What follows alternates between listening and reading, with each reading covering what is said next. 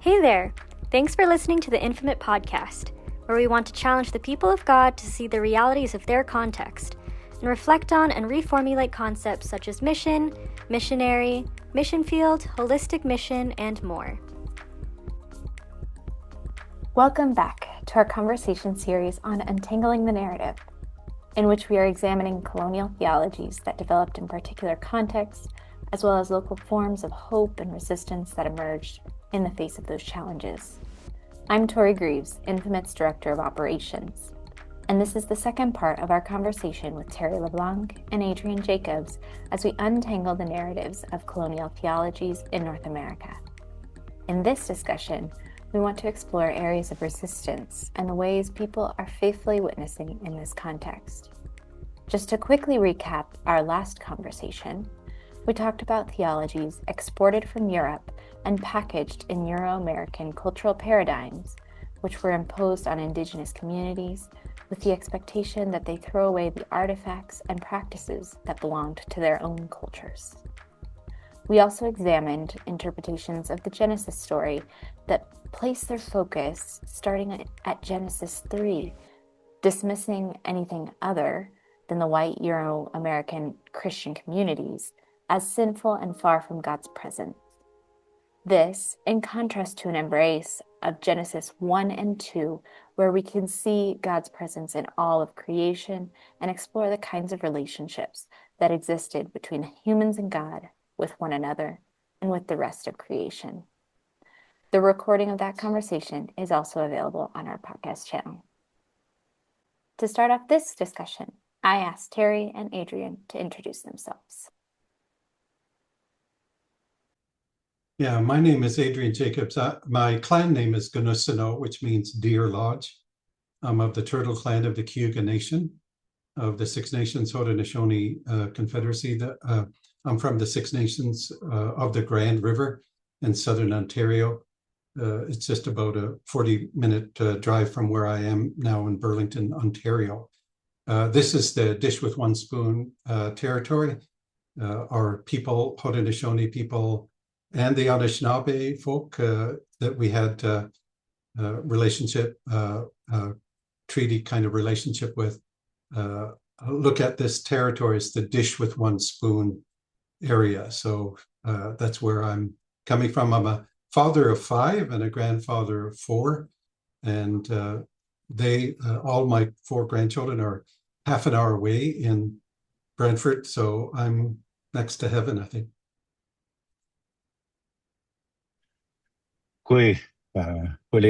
Exit book, everyone. Good morning.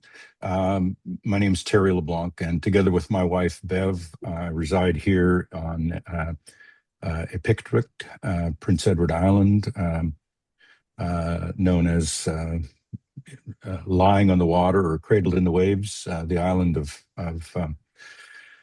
2 First Nation communities, Abegwit First Nation and Lennox Island First Nation, both Mi'kmaq communities. Bev and I are community members at Abegwit, where we serve at the request of Chief and Council in the health center, providing elder services and other things that we're requested to do. We are father and mother of 3 children, twin daughters, Jennifer and Janine, and a son, Matt, none of whom live here on the island at the moment, though we're hopeful that Jennifer might be here in the new year sometime to reside. She's looking to find employment here. So it's good to be back with you. Good to be back with Adrian. This is the second time in a week that we've been hanging out on a Zoom call, which is probably a bit of a record, I think. So Glad to help you make that record. To start us off, why don't you help us talk about narratives that emerged as a form of resistance? We started with the narratives that justified conquest, the narratives that colonized in your context, but are there any theologies that have been helpful in reshaping the way people think about this topic where you are? I think we touched a little bit on some of that last time we were together, and I know that we'll do some overlaps. but I was mindful of the work of a very good friend of ours, Ray Aldred, who's a Cree theologian, when he was talking about land and the nature of land and the nature of humanity and the land.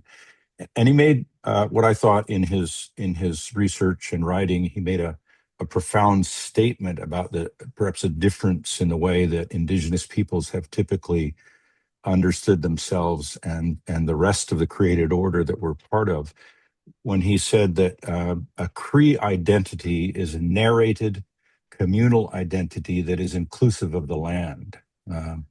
That one does not identify oneself as extraneous to or apart from the land, but one defines oneself as being very much connected to and to a very large extent, if you think of it just even scientifically, as a part of the nurturing process in our mother's wombs and then the birth process. We emerge from our mother's wombs having been cared for by the nutrients and foodstuffs that she has consumed while we are growing in her womb, and those things come from the land, and she herself, along with hopefully our fathers and other relatives, have lived on that land and been part of bringing us into existence. So in a very real way, Ray's work is very important because it identifies that humanity is very much part of the created order,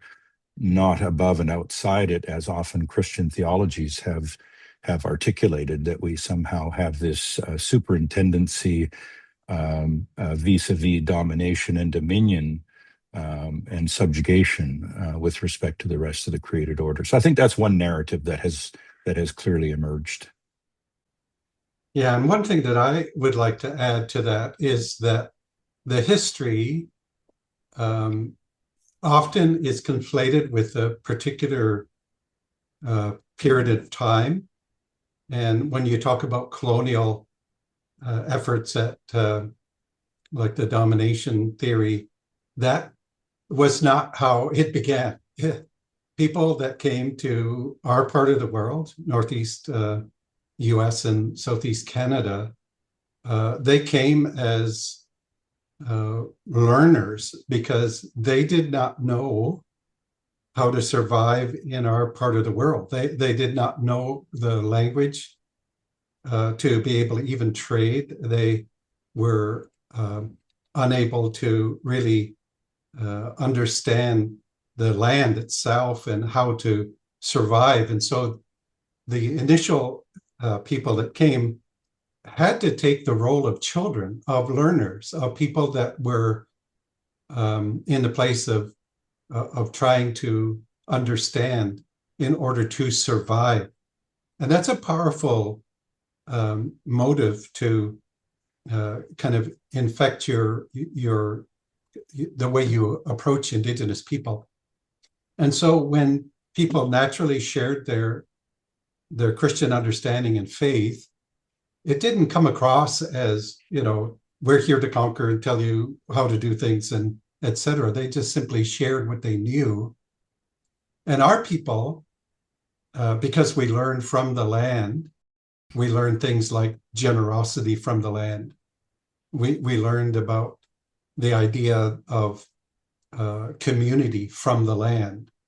We learned about sacrifice from the land. And a lot of our stories talk about the idea that humans were dependent on other teachers. The animals were our teachers. The creation was our teacher. The earth was our teacher. And so we had this understanding of our relatedness to the earth enculturated in different ways. Among the Haudenosaunee people, we have a Thanksgiving address where we address the earth as mother. And as Terry has already alluded, that's a metaphor to describe how our being comes from the earth. Certainly it's compatible with the understanding of Genesis as well. And the idea that the waters of life, we thanked water as the very source of life for all of the the animate beings here on this earth, and the plants as well. And we referred to food plants as sisters. We referred to the thunders that brought the seasonal rains as grandfathers. We called the sun our elder brother. We called the moon our grandmother. So that shaped us. The land and our language shaped us to understand that we were a part of a greater world and that we were dependent on the cooperation of all of these elements. And some of our national stories that talk about the origin of ourselves as people have stories about being very vulnerable and animals coming forward to provide their bodies to feed us, that plants come forward to provide their medicines to heal us and to care for us. And so the kind of worldview that we had was something that was very different than the European understanding and even their Christian understanding, their interpretation of the Old Testament, not necessarily what the Old Testament says, but their interpretation of that. And so when missionaries shared how that one man died for all of humanity, our people said, yeah, of course, that's how it works. One does give their lives for the benefit of the community. And so there was a great amount of reception that happened among our people, as long as we were doing the preaching and we were doing it in our language and doing it in our social networks. And so you can read story after story of early Methodist missionaries really resonating with Anishinaabe people in Ontario and the Dakota people, the Presbyterian work in the Dakotas, and it just flourishing in the initial days. And there are other examples of that. But then the colonial gaze, which is that dominating gaze, arises later on when the numbers start to pile up and people begin to get more confidence in their ability to survive. And then they look upon the Indigenous self-expression and begin to question it and shut it down and begin to have this dominating idea of controlling it, getting these wild Indians to toe the line with orthodoxy, etc. And they killed that lay initiative that was there, that I think people resonated with the message, but it was that colonial domination that really began to kill that initiative in Indigenous communities and really begin to cause a malaise to come to our people. And eventually some of the vibrant Methodist churches later on, many decades later, are pastored by old white missionaries who never could function well in their own community. They said, send them to the Indians. And it was like, that was, so I don't know that, we can conflate every effort or through the timeline to the domination, but certainly it did come after that initial reception that I think our people were involved in. I know that Mi'kmaq people had that same kind of experience as well. I think that one of the things we talked about last week briefly was the later expressions of Christianity, and Adrian's quite correct. I think Mi'kmaq and other people, in my understanding and familiarity, engaged the message of the gospel as it was presented to them, the story, the narrative of the gospel of the coming of the Christ, the coming of the offspring of God, to provide the means by which all things would be brought into fulfillment, as it were, the coming of the kingdom in sort of the Christian theological language. So I think that's absolutely correct. But the later iterations of that, and it didn't take long, in this part of the world in 1606, as Jesuit and Jesuit related persons come to this land, and but as they arrive and as they begin to speak, as they begin to teach, as they begin to preach, it doesn't take long. In fact, 1617, for them to create what I'll call the forerunners of things like the residential school, to bring Indigenous peoples to those places and contexts to Christianize and civilize them. And there emerges a very clear attitude of the need to civilize, to the point where Chrétien Leclerc, a Recollet missionary, would remonstrate that these heathen must first be civilized before they can become fit receptacles of the gospel of Jesus Christ. That sort of attitude emerges actually fairly quickly, despite the fact that the initial reception, as I think Adrian has expressed correctly, was a good one. And then it moves from there to the point where the relationship that begins to be talked about is a relationship of changed behavior, managed behavior, expectations of becoming congruent with Western European ideas of what it looks like to be a human being, and so on. And so last week, as I talked about it, I said there were 3 levels of relationship that we need to be conscious of, that we are invited to engage, and which were damaged in that Genesis 3 narrative, but which were whole in Genesis 1 and 2. Those are our relationship with God and other spiritual powers that exist in the world, including those spiritual powers of which Paul would later write, spiritual powers of wickedness in high places, which we certainly see manifest in our globe today, as they have been, throughout history.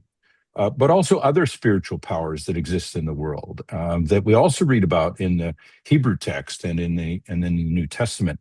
We're to live in right relationship with those spiritual powers, neither serving nor seeking to serve, nor seeking to have them serve us. So right relationship with God, with our Creator.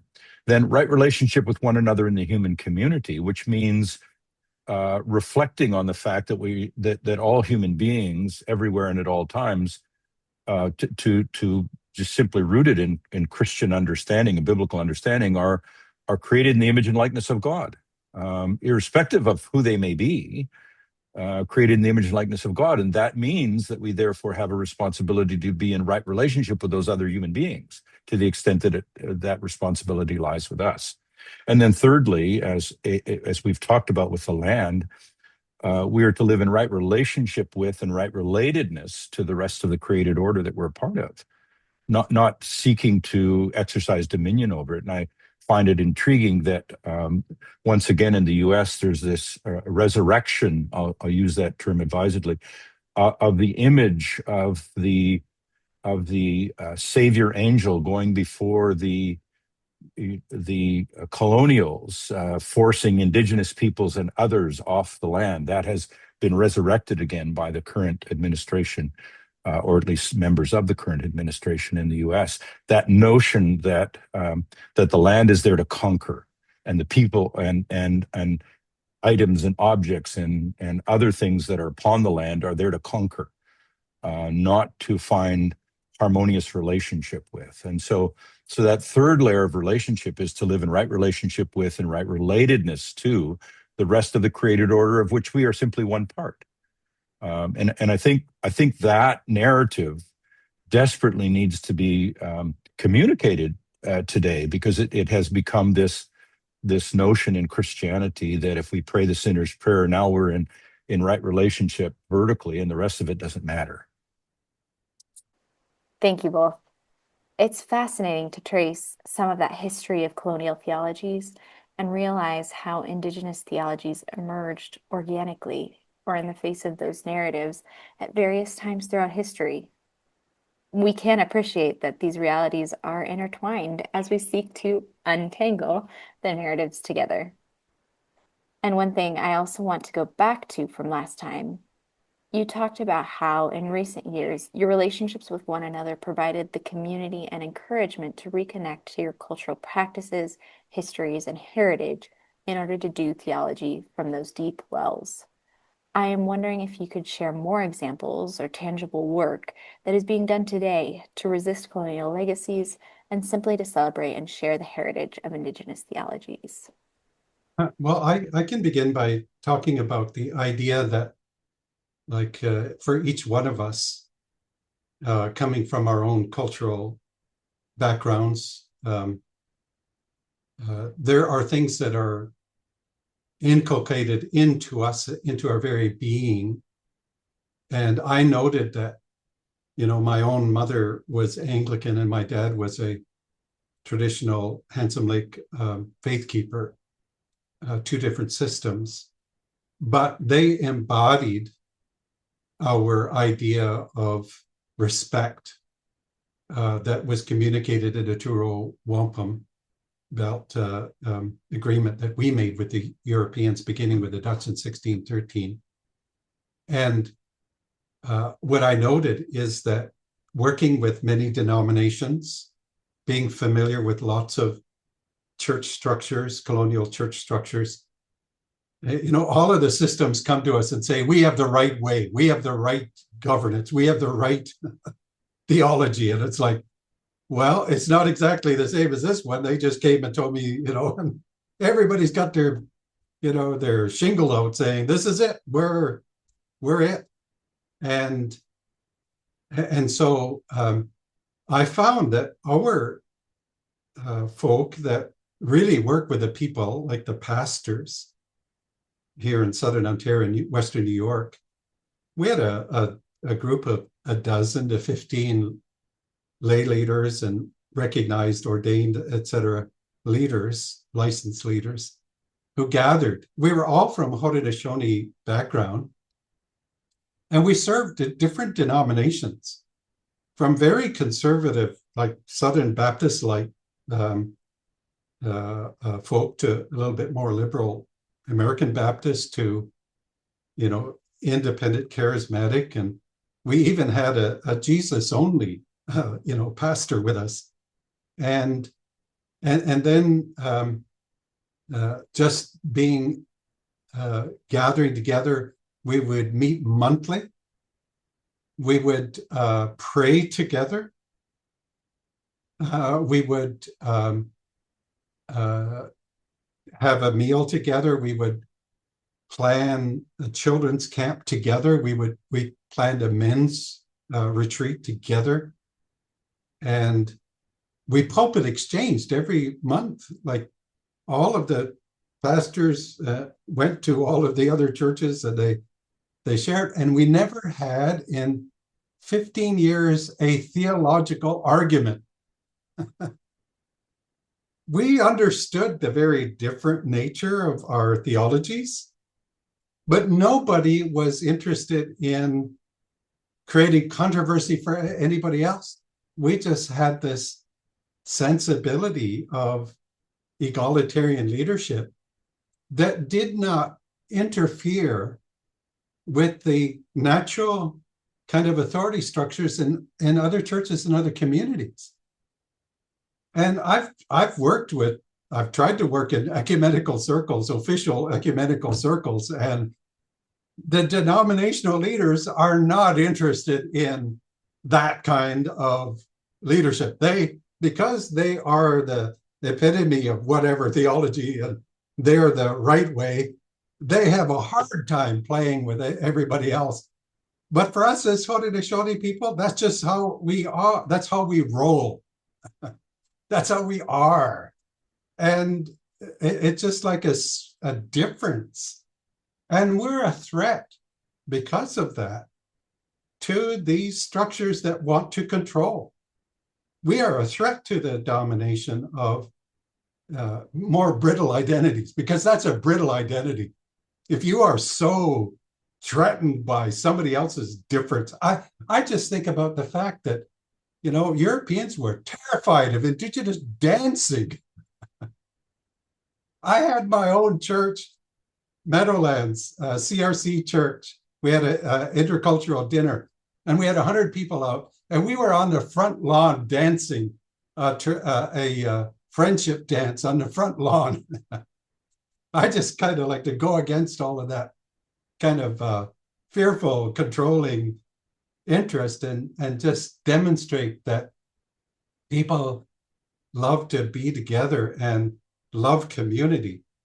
And I remember going into church later, and there was this young Black child. The parents were immigrants from Africa, and that child just looked at me as I was walking by because he recognized I was there leading in the dance earlier in the day before.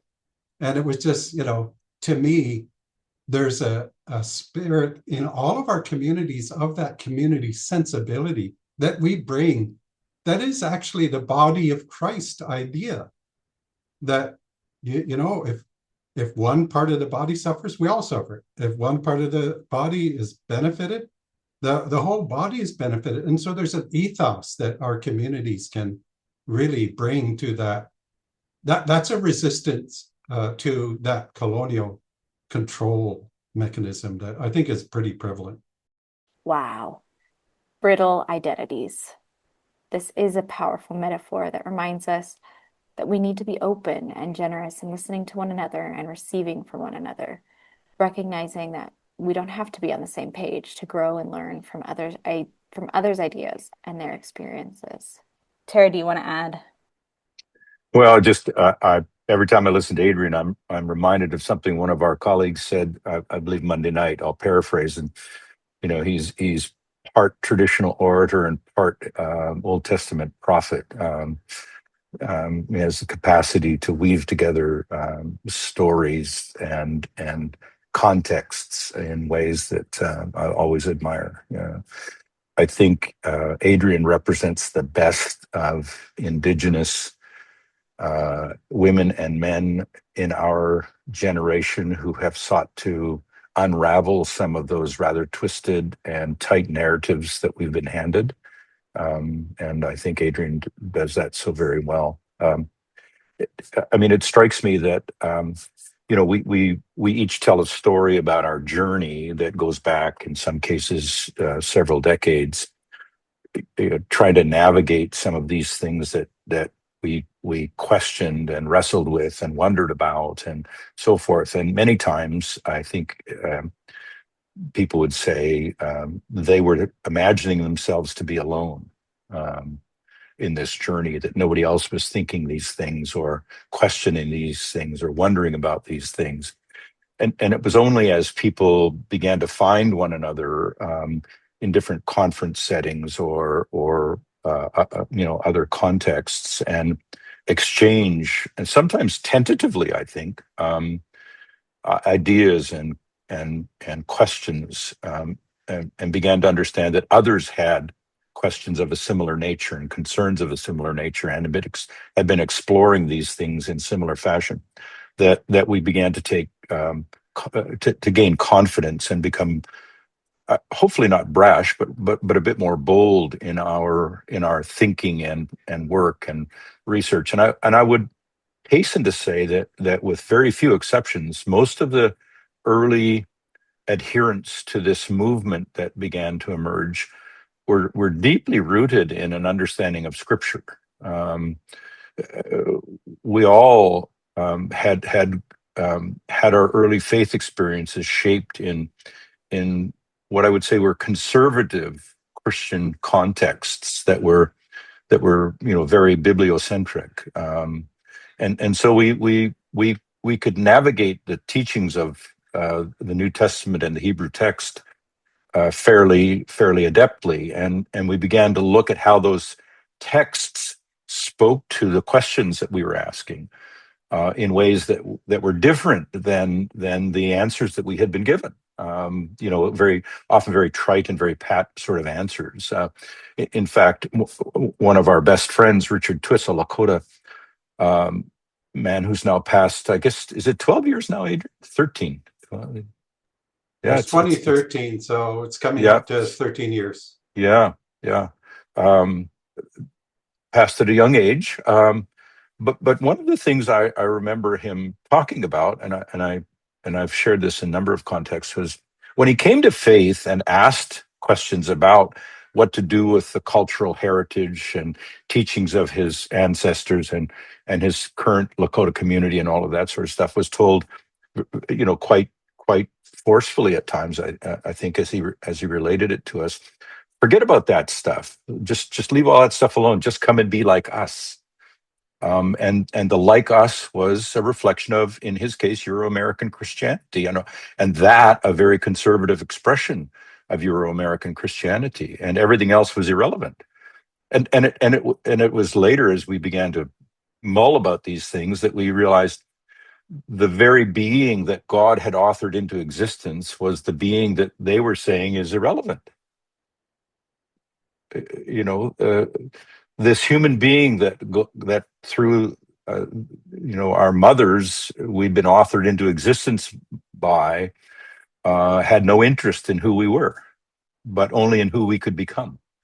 And that becoming was in the image and likeness, not of God, not of Christ, but of Western Christianity and Christians. So it was finding one another over the years, Indigenous women and men in this movement, both in North America and globally, began to ask more and more boldly these kinds of questions, and find that the answers they had been given were very unsatisfactory.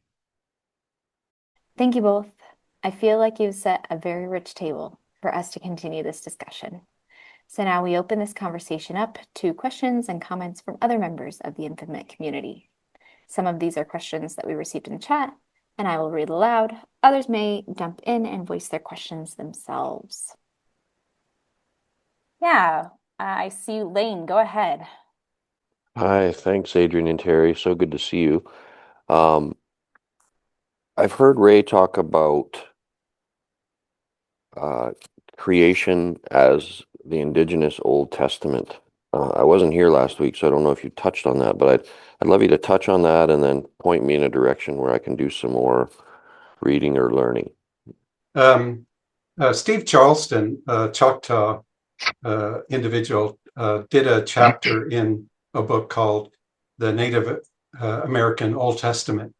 And the premise that came with him in that was that the idea that the Creator has been in all the world, witnessing to all the peoples of the world, and really guiding them in a sacred way in order for them to live successfully and well on the earth. And that within that, it was not incompatible with the ultimate coming of Christ as fulfillment. I think it's Jeremiah talks about the idea of Jesus being the desire of all nations, or at least the idea of every nation's desire being fulfilled in Christ.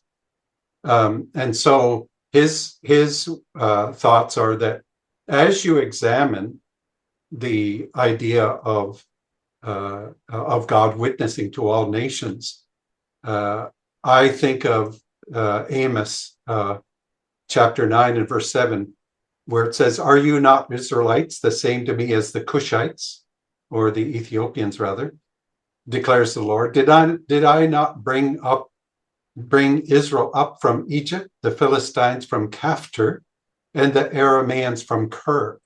So the idea is in the Jewish world, coming up from Egypt, that journey story is a part of the Old Testament to them. So my question would be, what is the Ethiopian Old Testament? What is the Philistine Old Testament? What is the Aramean Old Testament?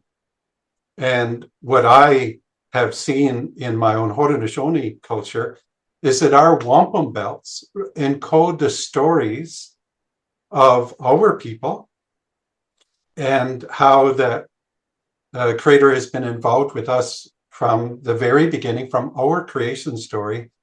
And I can clearly point to our wampum belts being our original instructions on the same order as the Old Testament of the Jewish people.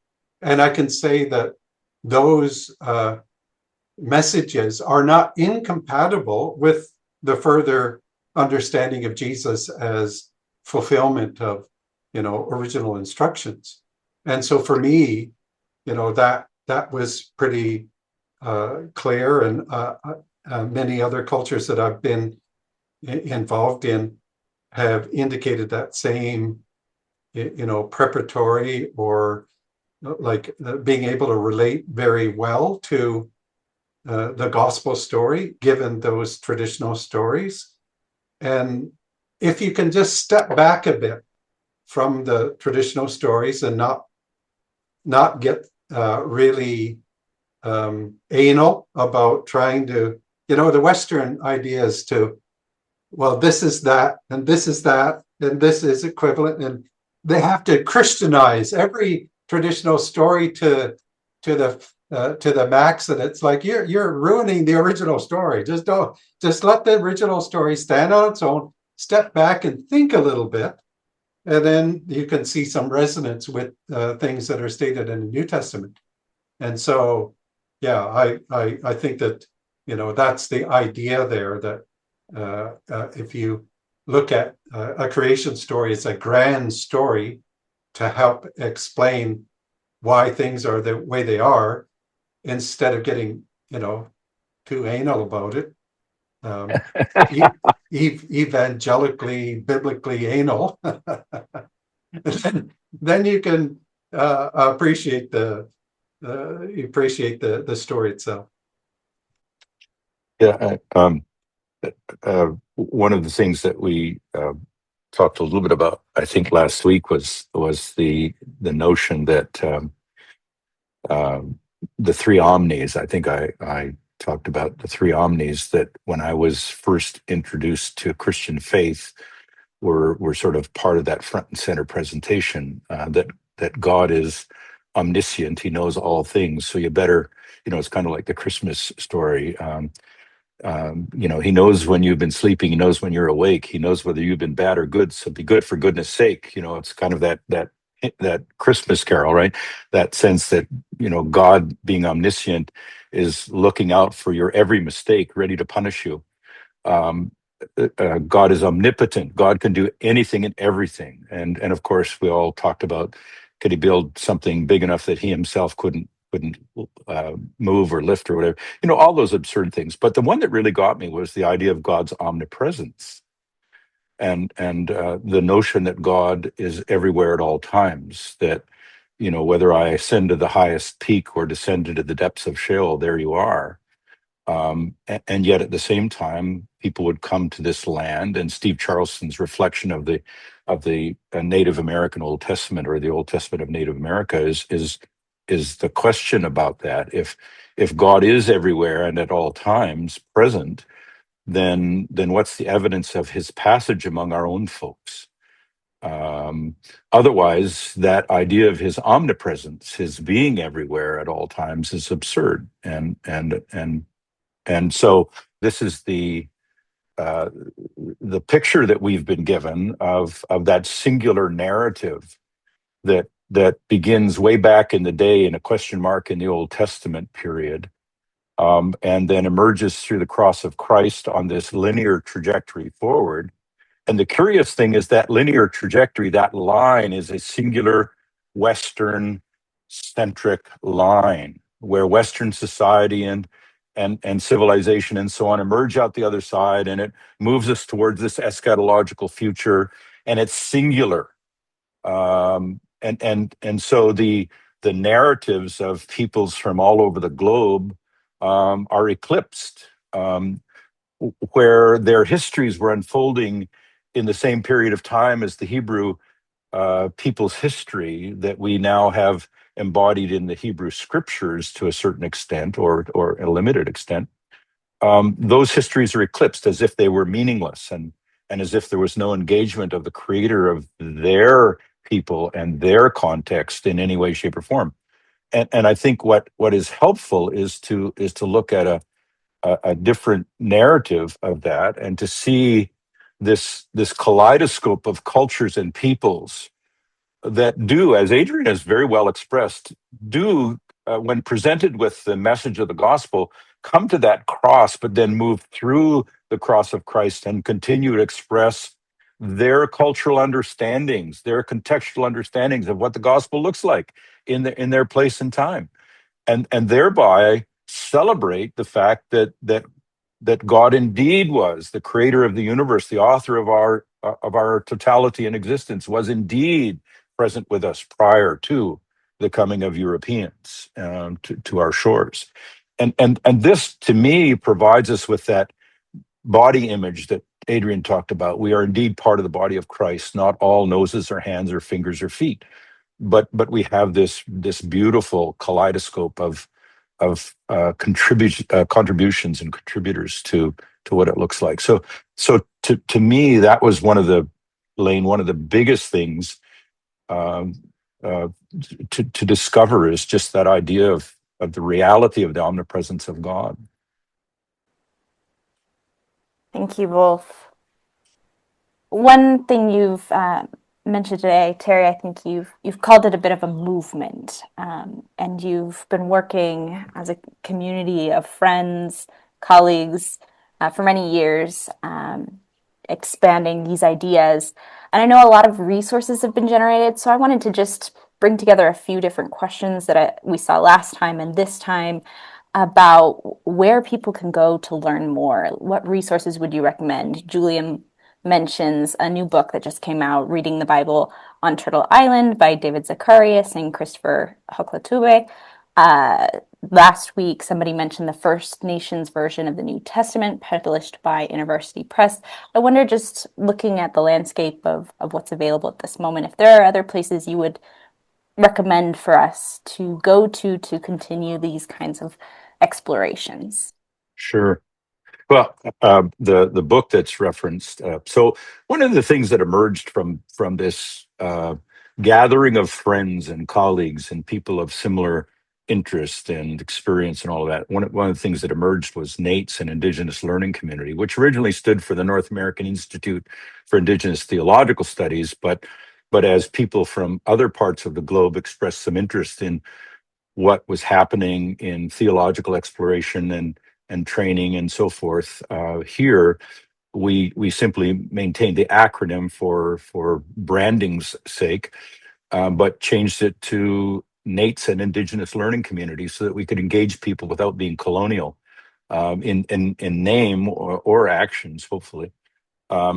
So these two individuals who wrote this book, and it's Daniel Zacharias, Danny, not David, Danny Zacharias and Chris Hoklatube. Chris is Choctaw, Danny is Cree Métis from Manitoba. Both of them are New Testament scholars. Both of them are members of the NAITS community. Christopher is the director for our graduate studies programs.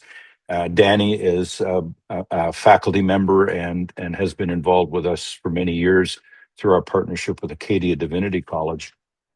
They wrote this book to look at how Indigenous people read and understand the New Testament scriptures, and it's a very powerful exploration, and has gained good reception already, and it's only been in existence now as a published work for a month and a half or so. There are other things that, Julian, you could certainly look to. NAITS has published an annual journal of Indigenous theology and mission now since the year 2001. It's a peer-reviewed journal, and it's peer-reviewed in a reviewing circle that includes scholars, practitioners, and elders in each reviewing circle. So it isn't peer-reviewed by people in the ivory tower for ivory tower purposes, but rather for its applicability to our context and so forth. So it's an annually peer-reviewed journal. I think we have 18 or 19 volumes out now, maybe 20. And you could certainly find that online. There you go, naits.com journal. Thank you, Cindy. and lots of conversations that happened over the years in various topics of concern to the Indigenous community globally, theoreticians and practitioners both. So those are certainly resources that are available. They come out of the community of women and men who found one another over these years and said, hey, let's take this journey together. And it didn't matter, hill of beans, what denominational tradition we came from, and it still doesn't. Yeah, there's a lot of individual articles that our community has written for different journals and different magazines. So those are all addressing the kinds of things that we're talking about today. And so, like, there's many places. If you Google myself, you put Adrian Jacobs, but then you also put the word Cayuga in there, and it kind of sorts out those writings or YouTube things that I've done. Otherwise, you find Adrian Jacobs, the rugby player, or Adrian Jacobs somewhere else. But all of us have produced a lot of things. One thing that Terry has not done is that he hasn't written a book yet. Too busy writing articles and chapters for other people. But yeah, there's, the journal. If you go through the journal, there's so many authors there. You could Google them beyond the journal itself and then just find a lot of stuff that's online. There's plenty of material out there by the folks that we are in fellowship with, and kind of the same kind of approach to as we're talking about here, because there are a lot of colonial forces that are critical of this and threatened by it. And it's like, yeah, there's lots of material out there, but be wise in how you look through things. Western people pride themselves on being, the authors of great academic research. Well, use it. Don't just get whatever comes along and then start spouting it off with everybody else. Use some sensibility in that. Well, thank you both. Maybe we could make time for just one more question, which I thought looked very helpful. Particularly, you were telling stories, Adrian, about a pastor's circle, and a question that came up last session, but from Juan, was, what practical implications do you identify introducing a decolonial approach into the pastoral ministry, and what challenges and opportunities? Well, for me, I was called into pastoral ministry. And so that's the approach that I take. Somebody said at one time that there are different kinds of leadership. They're either shepherds or they're ranchers. Shepherds lead sheep, ranchers drive cattle. And there's a difference in leadership there. And the shepherd is somebody who thinks of things from a father-like perspective or a parent-like perspective, because some of the best shepherds are women as well. And so it's the parental care for others. So the idea is always peace promoting, never compromise. You're not trying to compromise. Some of the fiercest proponents of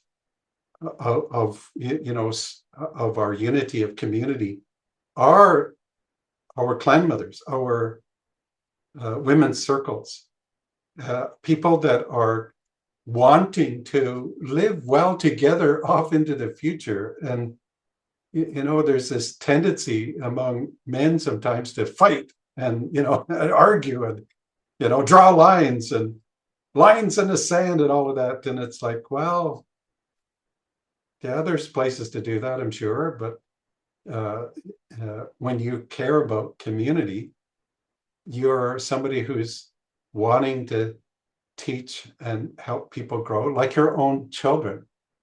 like, I don't know about you, but I have always looked to the genius of what the Creator put into my own children, and my ears were open to it, my eyes were open to it, my senses were open to that genius, and then I was there to foster it, to nurture it, to give it the tools. One of my sons was a writer, so I gave him journals. One of my daughters was an artist, so I gave her all the paints and the brushes and the watercolors and everything that would facilitate her journey as an artist. Another was a basketball player, so I bought the best shoes that were available. And my son was always cooking, and he would buy bags of spice in high school, and he'd use it up. And I said, as long as you're using it up, I'll buy as many spices as you want. And today he's flourishing as a chef. And so all of those things are what I think a pastoral care for the community is interested in doing. And so, that, and our example is Christ, and how much the Father loved and cared for him, and how that was expressed on to the followers of Christ, the disciples. So, I think there's a spirit there that is really needed in this time of all kinds of things that are not that. What I just described is not how whole communities are functioning, or whole groups of leaders are taking their marching orders. They're not doing what I've just described here. Thank you once again. I have so appreciated receiving your wisdom today. I love how Terry and Adrian consistently point us back to relationships, to our relationships with God, with one another, and with creation. And in fact, how our understandings of God are shaped by our relationships with other humans and the rest of the created world. I invite each of us to sit with this reflection and lean into it as we continue on our own journeys. I also invite us to make a point of seeking out and listening to other Indigenous voices, possibly through some of the resources mentioned in this discussion. Links to those are available in the show notes. If you are interested in more conversations like this one, you might consider joining us on a future call. Sign up for our newsletter, and we will let you know about other INFEMIT Community Conversations in the year ahead. Thank you for taking the time to sit, listen, and reflect with us today. Thanks for listening. I hope you enjoyed this episode as much as we did. Please don't forget to subscribe to our channel on Apple Podcasts, Spotify, or the platform you prefer. If you think this could be helpful for someone you know, please share it with them. The best compliment we can receive is a referral to someone else. See you next time.